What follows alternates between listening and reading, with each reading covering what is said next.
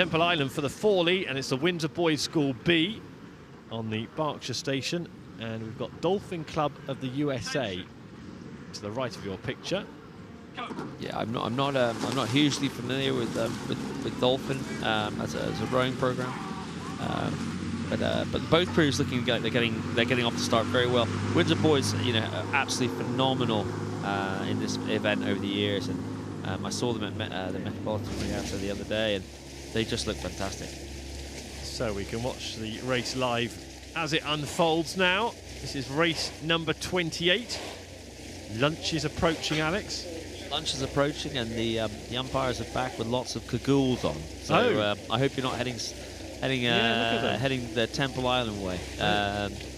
They look like they're heading to the Arctic, don't they? They're very well wrapped up. Yeah. So we've got the junior men's quads on the water, the Fawley, the Windsor Boys School, who, as you say, Alex, a phenomenal record in this one, and the relatively unknown to Henley Dolphin Swimming and Boating Club from the USA.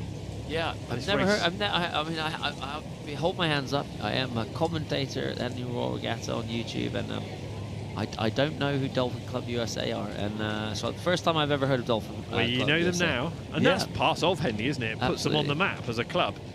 There'll be lots of supporters back home in the USA watching their boys perform. Yeah, but like we mentioned earlier, Windsor Boys School, very, very proficient in their technique.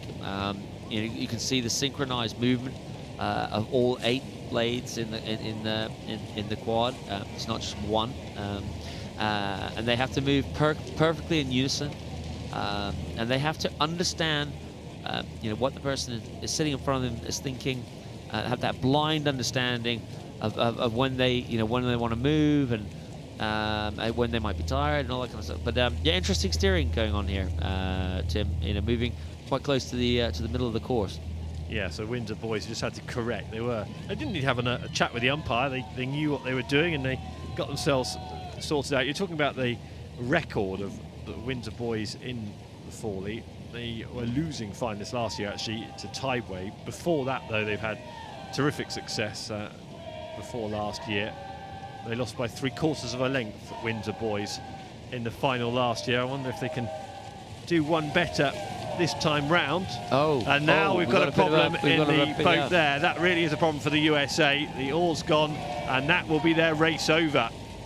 So we were talking about the difficult conditions with the handles being slippery. We've had a bit of rain at the top, but this is a boat that is floundering horribly. Dolphin Club USA in the Fawley have come horribly unstuck. That's a terrible moment for Stephen Sue, who's in the 3 seat. That seems to be the issue. You can see Dylan Good in the stroke seat looking round, and they will be absolutely heartbroken that their race has unravelled so spectacularly. Yeah, I mean, no one likes to see that here at Henley. I didn't quite see what happened. I mean, I know that she. Let's just have a look at this replay. To the left of your picture, this is Dolphin Club USA, and the blade's gone clean out the hands. Yeah, so I think what happened there, Tim, is that the blade span in what is called the gate. That's the gate which with the oar. You can see it there next to those green oar locks. It just had a spin out, and then it would have hit and twisted the water, and it's a split second, right? It's a bouncy water. These things happen, but then your race is over. Yeah, look how disappointed they are. They now just have to paddle to the line, and that great journey from over in the USA to be here at Henley finishes in heartbreaking circumstances for them. Nobody wants to see that. And no, it happened so quickly, and actually, well, of course it's terrible bad luck, but on the flip side, that oar flying around in the air could boss you in the ribs. It can get your mate on the head. I mean, anything could happen. At least it went out of the boat clean and didn't hit any of his teammates in that boat. But you can watch now the Windsor Boys School. That's a gift for them, isn't it? It really is a gift for them. Yeah, look, nobody likes to see those incidents. For your opposition, you always want a fair race. but also you want to get through the final, and they're rowing very, very nicely here. Good technique. They've taken the gas off.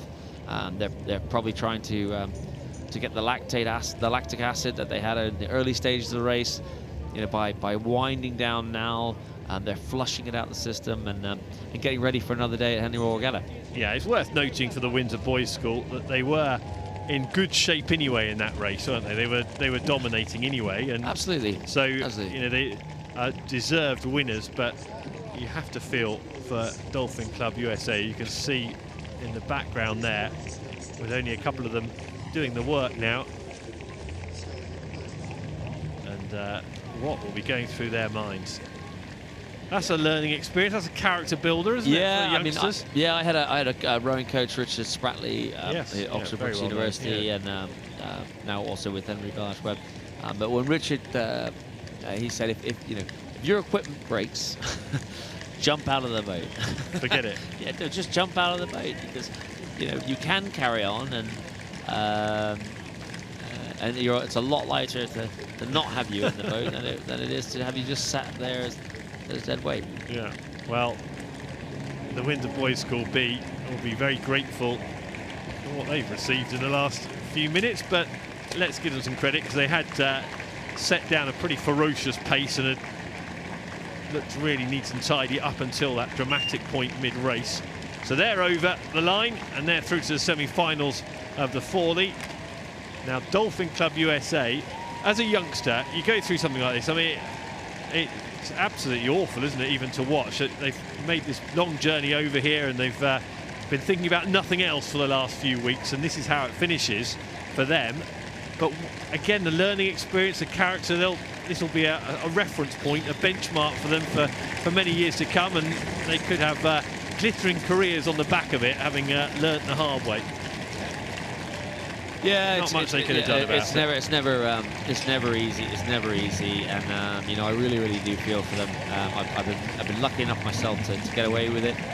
Look at the reception they're getting. It shows people who understand the sport there, doesn't it? They're giving them the biggest cheer of the morning, pretty much. Absolutely, and then so they should be, because it's not an easy thing to go through when an accident like that happens, and you don't really get to do the full race. And hats off.